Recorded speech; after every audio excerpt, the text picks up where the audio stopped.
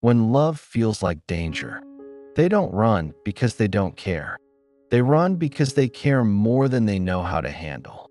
It always begins quietly, not with the slam of a door or the roar of an argument, but with something more subtle, a slow withdrawal, a glance that doesn't hold yours as long, a message left on read, a conversation that used to stretch deep into the night, now cut short with a cold, unexplained silence. They'll say they're just tired, busy, overwhelmed. But what's really happening is this. You got too close, closer than they expected, closer than they thought they'd allow. And their nervous system, long trained in survival over intimacy, flinched like it touched a live wire. Avoidants don't feel safe when things are safe. That's the cruel irony. They grew up learning that closeness meant pressure, demands, vulnerability without rescue. To them, love often meant being needed in ways they couldn't handle.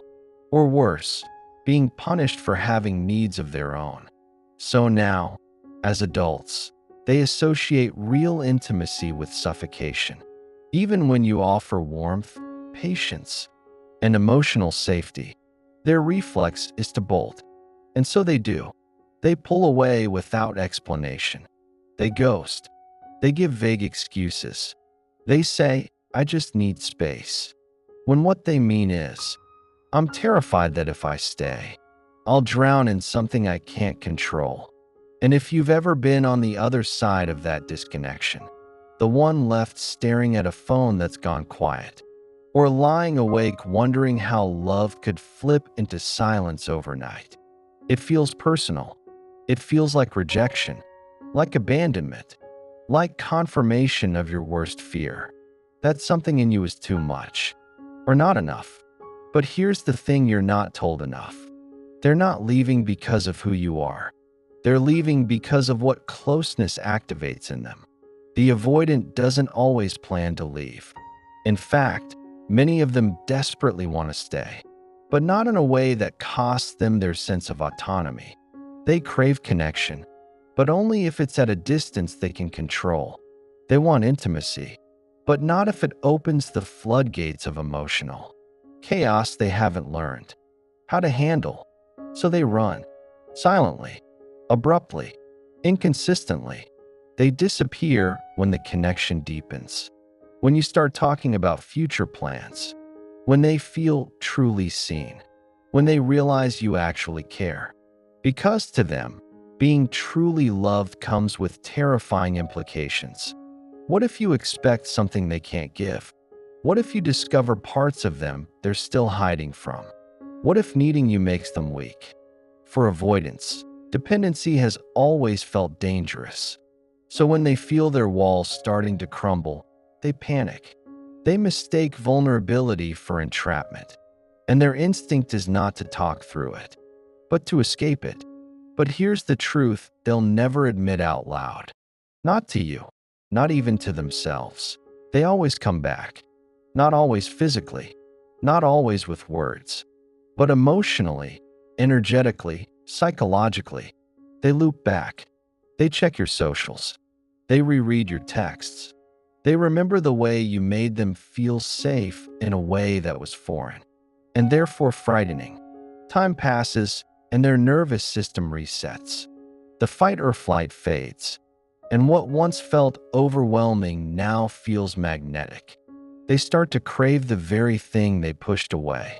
Because now that you're gone, it's safe to want you again. It's the distance that gives them permission to feel. You see, for the avoidant, distance is comfort. Closeness is chaos. They need to be away from you to desire you. And they need to desire you without feeling consumed. So they convince themselves that they're fine, that they've moved on, that their silence speaks for itself. But late at night, when the distractions wear off and the noise dies down, something shifts. The very feelings they fled from begin to resurface. They remember your softness, your patience, your voice when you weren't asking for anything, just offering presence. And the guilt starts to set in. not because they meant to hurt you, but because they see, in hindsight, what they weren't ready to receive. Your love didn't wound them. It simply revealed their wound. But by the time they realized this, you've changed. You've grown through the silence. You've cried, raged, journaled, healed. You've sat in the ache and rebuilt your worth brick by brick. And now the avoidance stands at the edge of your life again. Maybe through a text, maybe through a subtle reappearance, or maybe just energetically. And the question becomes, do you let them in again? Or do you recognize that you were always worthy of consistent love? Not love that runs when it feels too real. This is just the beginning. In the next section, we'll go deeper into what drives an avoidant to disconnect, not just behaviorally, but neurologically and emotionally. You'll understand how their attachment system is wired for protection, not partnership, and why they often sabotage what they secretly crave most. Running isn't rejection, it's survival. You have to understand one thing about avoidance. They are not avoiding you. They are avoiding what intimacy awakens in them. You didn't cause their shutdown. You triggered it, not through cruelty, not through pressure, not even through excessive need, but through closeness. And in the avoidant nervous system, closeness is often coded as danger. The avoidant child learned something very early often, before they had language to explain it. That vulnerability wasn't safe. Maybe they had caregivers who dismissed their emotions, or parents who only showed affection when the child was independent or well-behaved. Some grew up in homes where emotions were too big, too chaotic, too overwhelming. And so the child learned to survive by detaching from their own emotional needs. They learned that needing people led to disappointment, that showing emotions led to criticism, that asking for support led to shame. So they made a vow, not consciously, not verbally, but in the deep wiring of their nervous system. I will not need anyone, because needing means pain. That vow follows them into adulthood, even if their adult self craves love, even if they believe in connection, in commitment, in the dream of mutual understanding.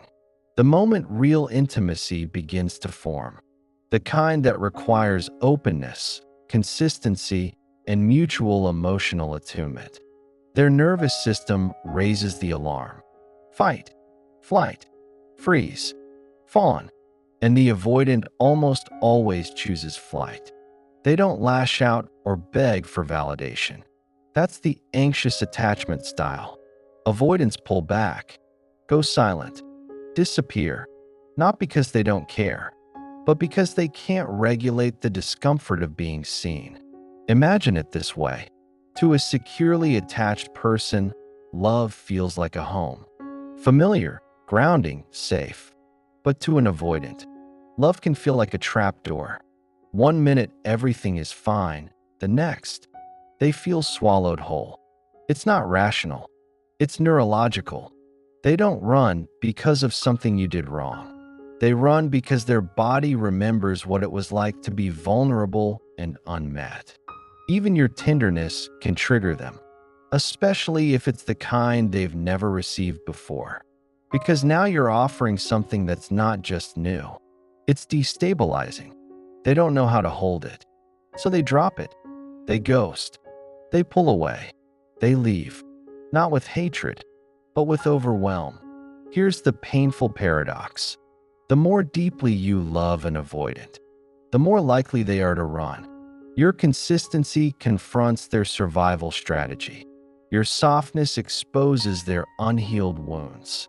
Your availability invites their vulnerability, which they've spent a lifetime trying to suppress. They didn't expect to feel so much. They didn't prepare to care this deeply. They didn't anticipate that someone would actually show up for them.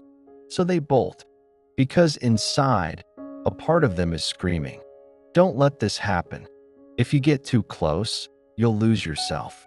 If you open up, they'll control you. If you depend on them, you'll get hurt. It's not that they want to run, it's that they believe, on a survival level, that not running could destroy them.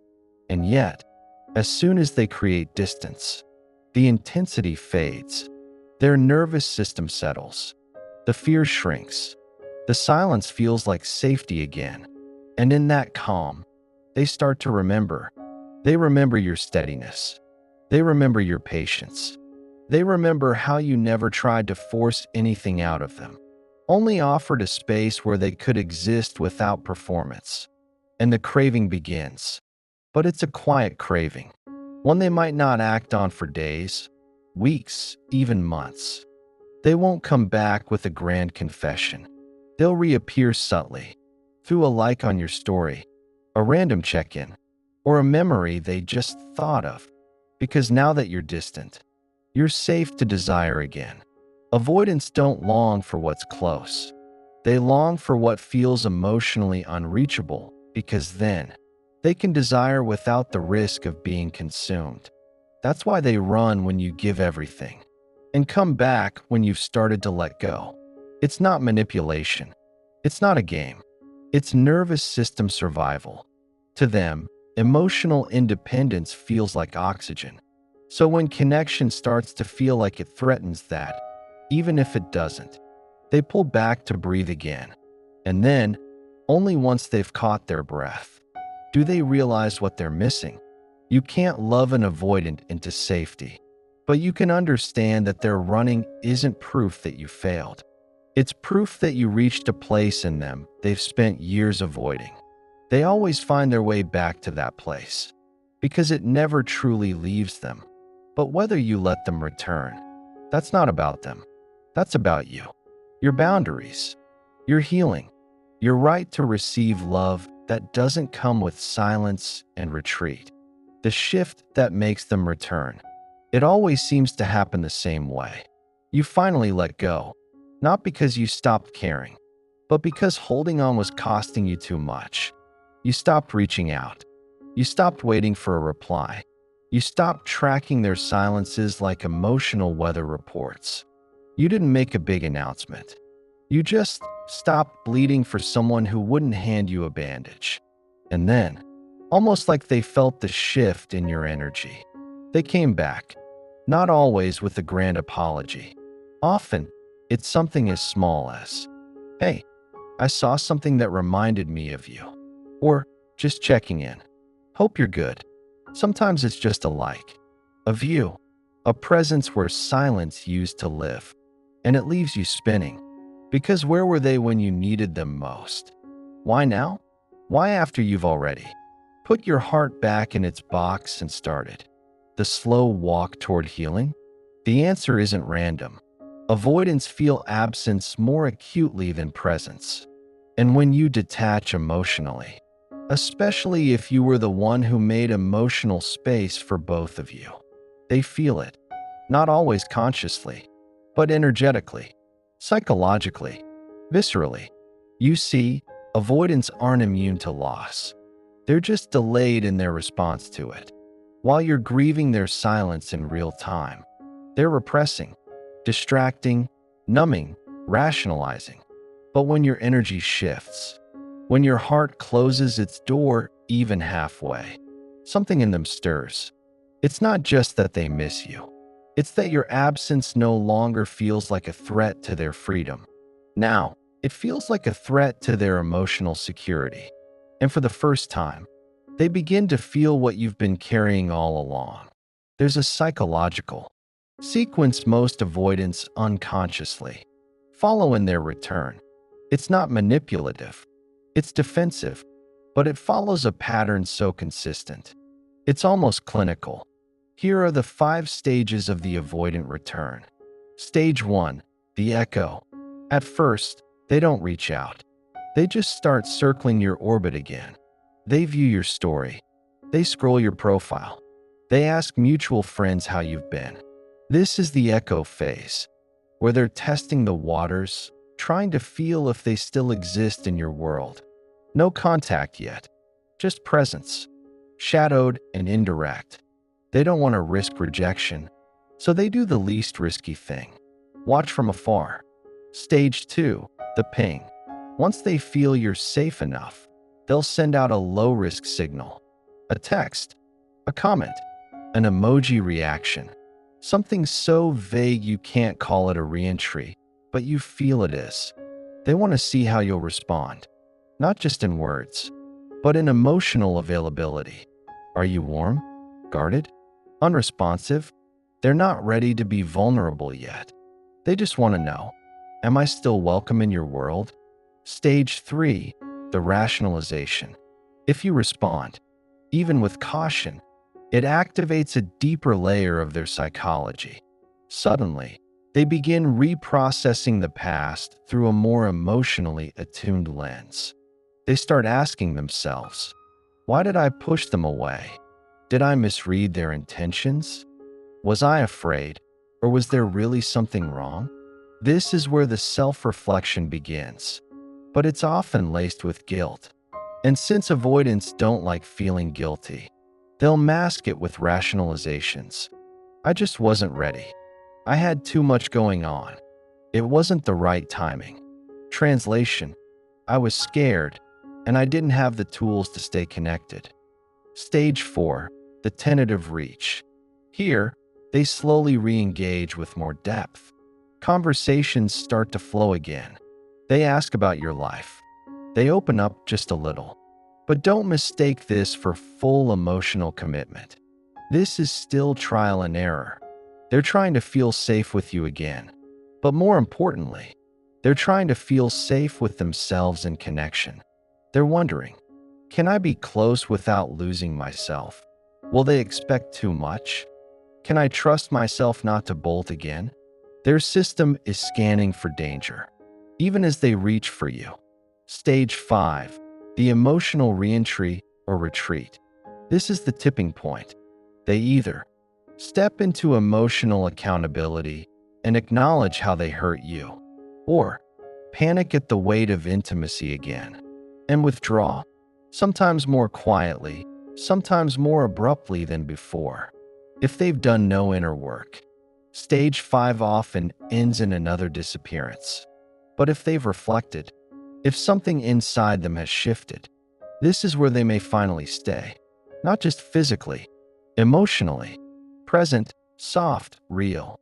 But here's the catch. They will only stay if you are no longer shrinking to make them comfortable. Your healing creates the conditions for real intimacy, not because you're better, but because you're no longer tolerating inconsistency in the name of love. That's why their return says as much about you as it does about them. They didn't come back because you chased. They came back because you stopped. And in the silence that followed, they were left alone with the truth that they missed you, that they pushed away something good, that maybe, just maybe, they still want what they weren't ready to receive the first time. Let us now explore the emotional tug-of-war that happens after they come back. Why they still hesitate, how shame and longing collide inside them, and what it really takes for them to stay without retreating again. They come back, but still hold back. They return, but they don't quite arrive. They're present again, texting, calling, even suggesting a meetup.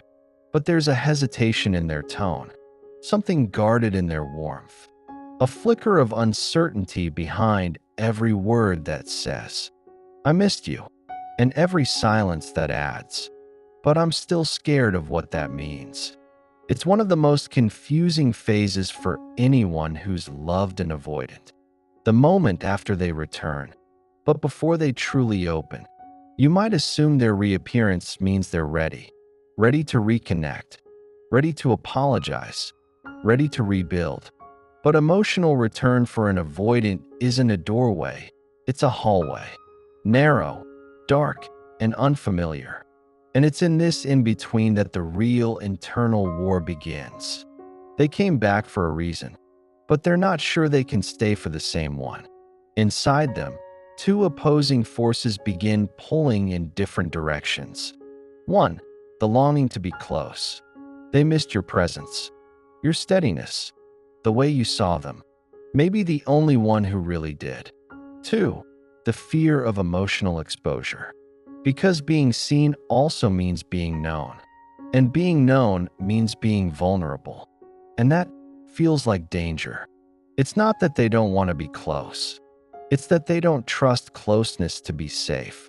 And so begins the silent tug of war between the heart that wants to stay and the nervous system that still wants to flee. Here's the truth most people don't see. Avoidants aren't just afraid of connection. They're also deeply afraid of the impact their disconnection has caused. They might not say it, but somewhere under their return is a question they're terrified to ask. Did I hurt you beyond repair? This is where shame quietly enters the scene. And for avoidance, shame is a threat multiplier. Where guilt says, I did something bad, shame whispers, I am something bad. So instead of moving forward vulnerably, instead of naming the rupture, taking accountability, or showing real emotional presence, they do something more familiar. They pull back just slightly, just enough to avoid full emotional contact, just enough to avoid hearing the answer to the question they won't ask.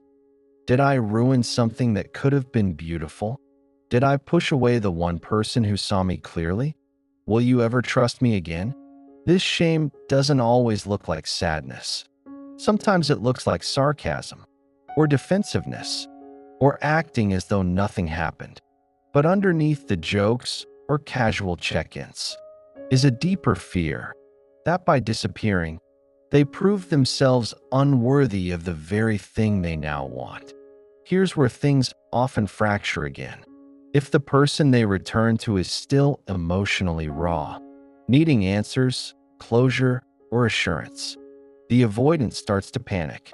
Not because those needs are unreasonable, but because they interpret those needs as demands. And demands feel like pressure, and pressure triggers escape mode. Again, this is where many people get hurt a second time. You thought their return meant readiness, but all it meant was awareness. They knew they missed you, but they didn't yet know how to be with you. Not without running again. This is why real reconnection with an avoidant isn't built on their return. It's built on their capacity to stay, even when the atmosphere becomes emotionally charged. And that only happens if they've begun to face what they spent most of their life avoiding, their fear of intimacy, their disorganized response to closeness, their core belief that they are too much or not enough when seen fully. That work cannot be done in your arms. It can only begin when they're finally willing to sit with their own pain, not numb it by leaving, distracting, or pushing others away. Let's talk about what the avoidant must confront in themselves after they return. If there's ever going to be a new outcome, they must face 1. The grief they suppressed. Avoidants often grieve later than others. They push emotions aside in the moment, choosing logic over feeling.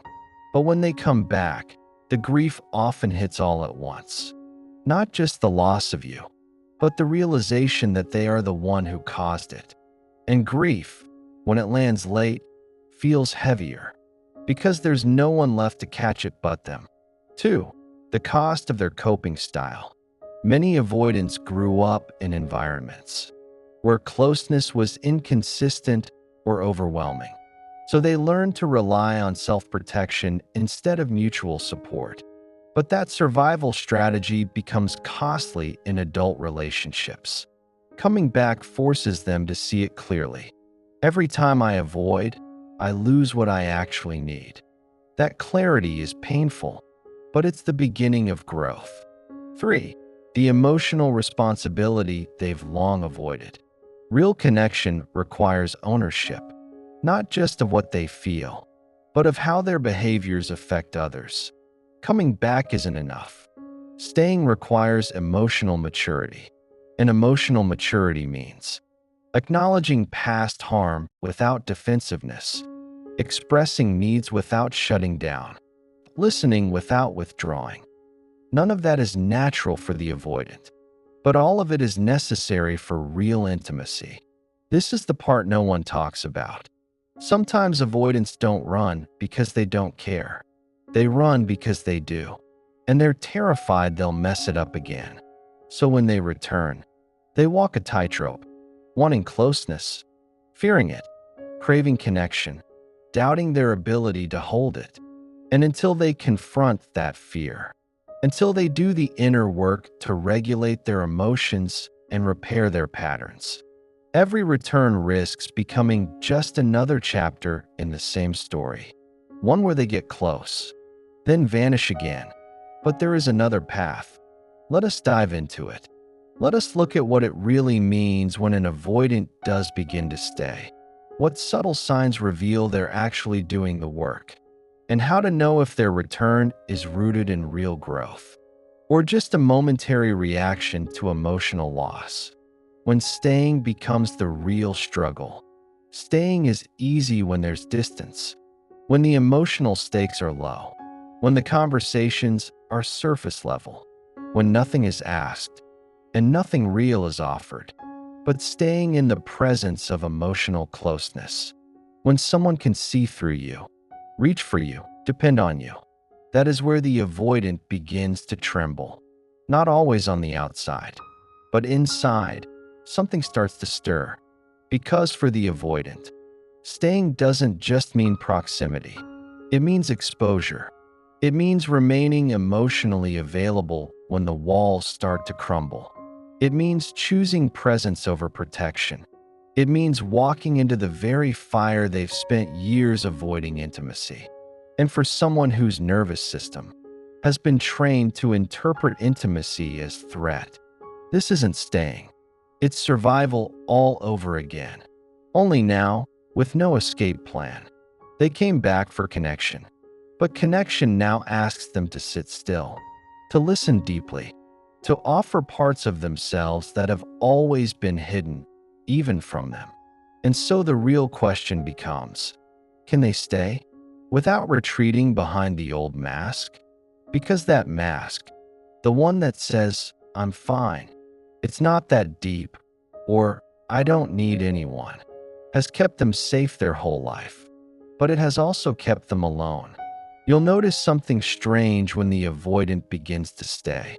They become quieter, more thoughtful, not because they're disinterested, but because they're scanning for safety, scanning for any sign that your closeness might come with a hidden cost. Expectations, criticism, or dependency. They're not just looking at you. They're listening for the echoes of their past. The parent who only offered warmth when they performed. The partner who punished their silence with guilt. The friend who turned needs into weapons. Your kindness might be pure, but their body has been trained to doubt it. And so, staying becomes less about you and more about their internal negotiation. Can I let this in and still be me? Can I receive love without owing it back in ways that overwhelm me?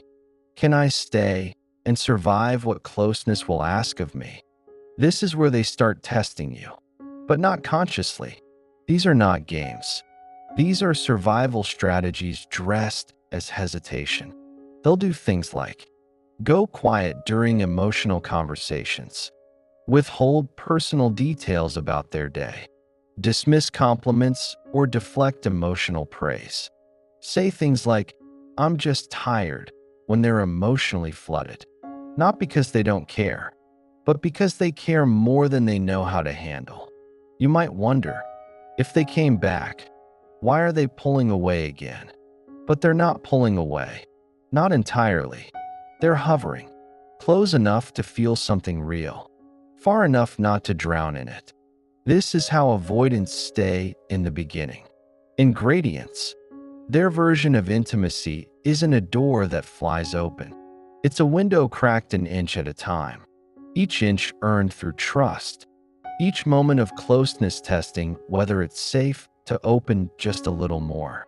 Here's where their healing journey starts to show, in small but significant ways. 1. They begin naming, not escaping. An avoidant who's still running will withdraw when overwhelmed. But one who's healing might say, I feel flooded right now. This is hard for me to talk about. I need a moment, but I don't want to disappear. This is massive because it means they're choosing language over silence, connection over avoidance, and awareness over instinct. They're not numbing their discomfort. They're naming it. That's not weakness. That's transformation. 2. They let you see their edges. Avoidants aren't used to being known, only perceived. They've spent years presenting a version of themselves they could control. The competent one, the independent one, the unaffected one. But when they stay and begin to open, they let you see behind that version. You'll notice they admit to insecurity. They talk about past wounds. Even if vaguely, they ask for space without making you feel punished. These are their edges. Not polished, not always pretty, but real. And showing them is their way of saying, I'm still learning how to be close, but I want to try if you'll have me like this. 3. They stay during your emotions, not just theirs.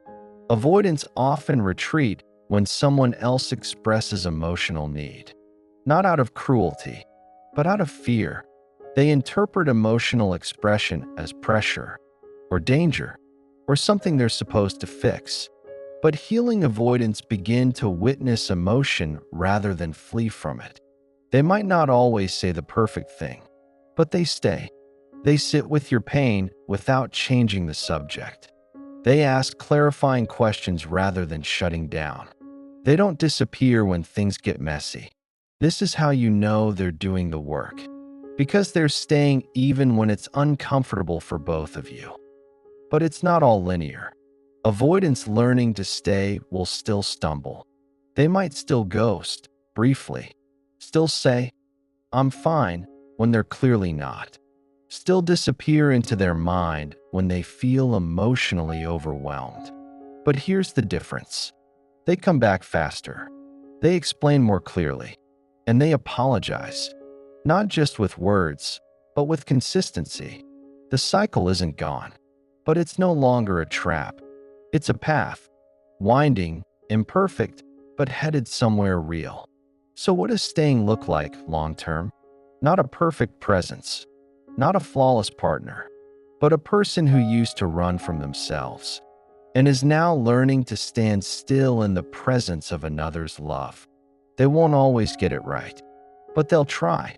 They'll notice their patterns, and instead of defending them, they'll question them. That's how you'll know they're becoming someone new. Now, let us explore what happens when the real test of intimacy appears. Not just staying close, but becoming emotionally responsible. Can the avoidant give, not just receive? Can they make space for your needs without collapsing into shame? Can they learn that closeness isn't a threat, but a home they get to build, slowly? The test of intimacy. Can they choose you without fear? There comes a point in every avoidance journey where simply being present is no longer enough. They've stopped running. They've started to stay. They've even begun to show up with more truth than ever before. But now they're faced with something much harder. Not just receiving love, giving it. Not in the grand, performative gestures that require no real vulnerability, but in the quiet, steady, uncomfortable ways that say, I see you, I hear you, I care about your needs, even when I feel stretched by them. This is the turning point, because the avoidant who can stay still hasn't necessarily healed. They've just stopped fleeing. Healing begins when they start to reach back. Here's what most people don't realize. Avoidants aren't selfish. They're scared. Scared that giving too much will mean losing themselves. Scared that tending to your emotions will reawaken all the helplessness they felt growing up. Scared that if they make space for your needs, they'll be trapped in someone else's emotional world with no exit. So when you bring them a feeling, a concern, a hurt, even gently, They may freeze. You might hear, "I don't know what you want me to say. Can we not do this right now?" You're making a big deal out of nothing. It's not dismissiveness at its core. It's overwhelm masquerading as indifference. And often, it's the result of one central fear. If your need is valid, does that make me inadequate? This is where the avoidance shame begins to surface. For many avoidants, love has always been conditional. They learned that emotional needs, theirs or others, were burdens. In childhood, their caregivers may have been emotionally unavailable, chronically overwhelmed, or punitive when the avoidant expressed vulnerability. So the message that stuck was simple and brutal. Needing is dangerous. Needing gets you hurt. Needing makes people pull away. Or worse, blame you for asking. And so, when someone they love now expresses a need, the avoidant feels triggered, not by the request itself, but by the story that follows it in their head. I'm failing. I'm being asked to do something I don't know how to do. I can't handle this. They aren't reacting to you. They're reacting to a lifetime of helplessness and their terror of feeling it again. But here's the beautiful thing about this stage. If the avoidant has begun doing the inner work, you'll start to see something shift.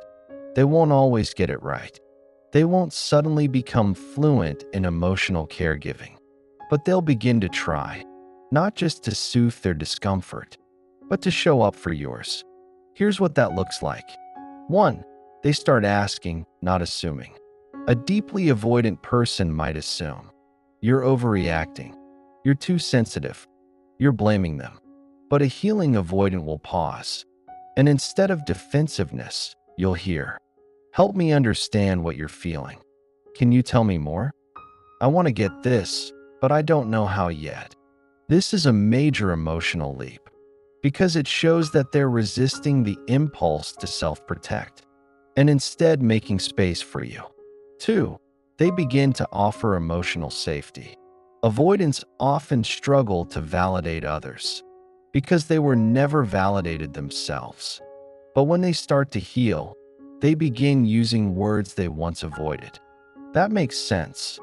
I get why that hurt you. I didn't mean to make you feel that way."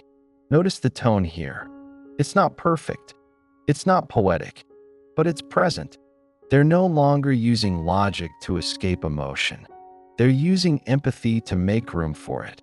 And for an avoidant, that's a revolution. 3. They accept that love requires maintenance. In the early stages, avoidants often believe, "If it's right, it should be easy. If we're meant to be, I shouldn't have to explain myself. If you need too much, something's wrong with you." But slowly, through staying, reflecting, and softening, they begin to learn that real love isn't maintenance-free. It requires check-ins, vulnerable conversations, repair after rupture. It requires leaning in when their instinct is to lean out. And the avoidant who is ready to grow doesn't run from this truth. They wrestle with it, then begin to live it. But make no mistake, this is not a linear process. There will be moments when the avoidant regresses, when they seem cold again, when they shut down without warning, when they retreat into silence. Not because they don't care, but because they're scared. They're doing everything wrong. This is where your understanding matters, not in excusing the behavior, but in recognizing that change isn't immediate. Avoidants don't heal in one grand gesture. They heal in micro moments. The apology that comes faster than before. The touch that lingers a little longer. The difficult conversation they used to avoid, now initiated by them. These are the markers of growth. Not perfection, not consistency, but intentional re-engagement. Even after slipping, there's one more shift that marks the avoidant who's truly evolving. And it's this. They begin to feel worthy of being loved. Not just because they're doing better, not because they've become more available, but because they start to see that love isn't something they have to perform for. It's something they can receive and give in their messy, flawed, still learning human form. When this happens, their love changes tone. It becomes softer, less transactional, less filled with edge and escape routes. And you'll notice it in the way they look at you, not just with admiration or gratitude, but with something deeper, a quiet awe that someone stayed long enough to witness the parts they spend a lifetime hiding. Let's see the ultimate sign of transformation. When the avoidant stops running, not because they're exhausted, but because they've finally found a reason to stay that feels safer than all their walls combined. If they truly heal, this is how you'll know. They used to run. They'd pull away the moment things got close. They'd vanish behind a calm exterior while chaos swirled inside. They'd find reasons, sometimes even rational ones, to leave before they were left. But now, they're still here. Not because it's easy, not because their fears vanished overnight, but because something inside them finally changed. They stopped seeing love as a threat and started seeing it as a home they didn't need to escape from. This is what it looks like when an avoidant stops running. Not because you chased them, not because you waited endlessly, but because they've done the work to stop running from themselves. The avoidant who's truly healing looks different. They don't announce their transformation. They don't offer grand speeches. They won't say, "I'm ready now. I've fixed it all." But you'll feel it in the small, steady presence that wasn't there before, in the calmness that shows up even during conflict, in the way they finally look at you and let themselves be seen back. The avoidant who has healed doesn't just return. They remain. What you'll notice first, peace in the space between. In the past, distance meant disconnection. If they weren't texting, you panicked.